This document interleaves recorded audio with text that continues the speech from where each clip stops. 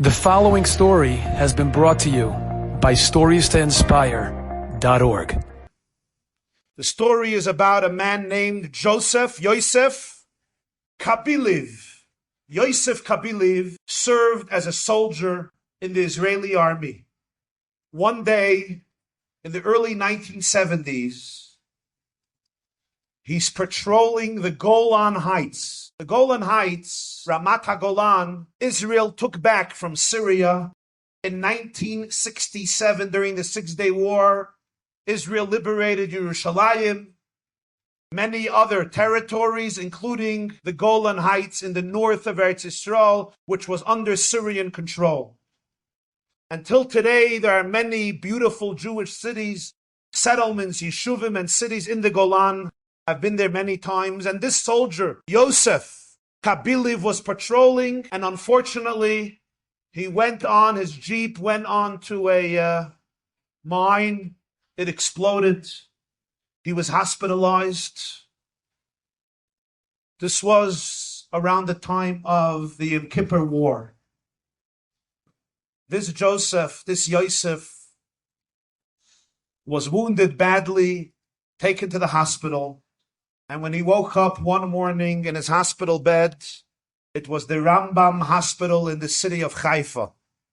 He remembered nothing of the circumstances that brought him into the hospital. All he felt was excruciating pain in his legs. But the discovery that followed was far more horrendous than the pain. He lifted up his sheet and he realized that both of his legs had been amputated. The right leg at the knee and the left one at the mid-thigh. What happened? He was serving in the army, went onto the mine. His legs were so crushed as a result of the explosion, the doctors tragically had no alternative, and in order to save his life, had to amputate the legs. The period that followed was terribly devastating. He made it home, but he could not move. He could not function as an ordinary person. His parents were broken. His mother would cry all day. His father was just silent. The friends that came to visit him didn't know what to tell him. So they came, they sat, they looked in all directions. You know, when you're uncomfortable with somebody, they looked in all directions, but they couldn't look him in the eyes. And at the first opportunity they had, they stood up and they said goodbye and they left. He felt a lot of anger, not just because of his situation, but anger towards the country. That the country that he sacrificed his life for could not help him during this time when he needed so much help. His own family, his own friends, his own country could not do anything for him emotionally. His life became a bitter, cynical, and negative experience. A few years later, it was the summer of Tafshin Lamed Vav 1976. A group of wounded soldiers of Tzahal came for a visit here to America. The army sponsored a fun tour for them. And one of the people organizing the tour suggested that as they come to New York, one of the places they should come visit is right here, this shul. And in the summer, the month of Tafshin Lamed Vav, around 150 wounded soldiers in wheelchairs came down here, downstairs in 770. They closed up the shul, and the wheelchairs lined up that side of the shul, and the Rebbe came down to greet them and to speak to them. The Rebbe sat up there on the stage. The wheelchairs were set up. He spoke to them. And one of the things the Rebbe said then was that by a Jew, the guf, the body, is very, very important.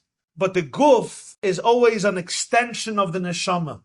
The most important thing you have to know is that you have a soul. And the body is here to help and serve the neshama, the soul. So the body is here for the soul is not here for the body. And therefore, even when the body has limitations, and their bodies, of course, were badly wounded, you have to know that the soul is as powerful as ever, and therefore the limitations of the body cannot stop you from fulfilling what you are capable of fulfilling in this world. And to the contrary, because you're missing some possibilities in your body, it means that Hashem has given you a lot extra in your neshama to compensate for the challenges you have in your body. And therefore, he says, as a good Jew, we mix into other people's business. I'm sure some of your friends tell you sometimes, don't mix into my business. So the Rebbe said, I'm a good Jew, I'm going to mix into your business. The name that Israel gives these soldiers is, you know the name in Hebrew? Nachei Tzahal. Nachei means the invalids, people that have physical limitations. They can't walk, they're missing limbs, they're wounded, they're in wheelchairs. They're called Nechei Tzahal, the invalids of Tzahal Tzva Hagana Yisrael. He said, I suggest changing the name. You're not invalids of Tzahal. The name has to be Mitsuyanei Tzahal. Mitsuyanei Tzahal means the exceptional of Tzahal. It's not just to make you feel good, we're going to be nice, you're great. But it's true, because as we said, if you're missing something in the body, it means that you were given special powers in your soul, in your ruchnius, in your spiritual essence, far greater than any other ordinary person who is fully healthy in their body, and therefore it's a very real name, Mitsuyanei Tzahal. He spoke more, and then he said, I want to ask you permission to go over to each of you and give you $1 to give for tzedakah. And when the Rebbe finished the sikha, usually people came up to the Rebbe to receive $1. Here he came down the steps, and in a very special moment, he walked over to every single wheelchair. And he looked every soldier in the eyes, and he gave him $1, gift for tzedakah, and he said something to every single one. Initially, people thought he said the same thing to everybody. But later, we found out that he said something different to everyone. One of the soldiers sitting there was whom?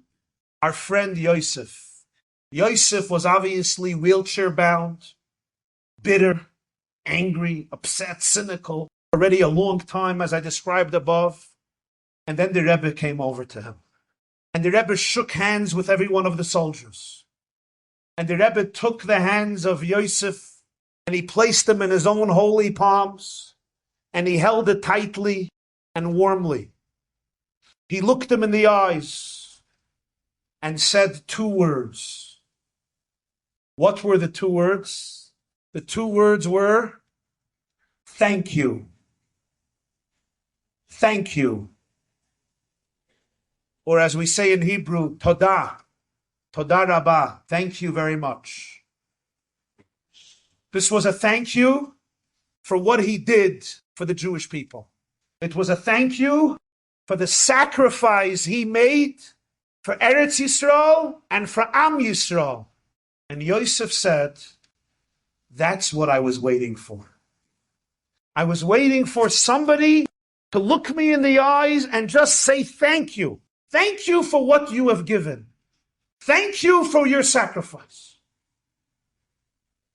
He shared the story a few years ago. He said that thank you took me back home to Israel and gave me a new lease on life. He's now a very successful real estate developer.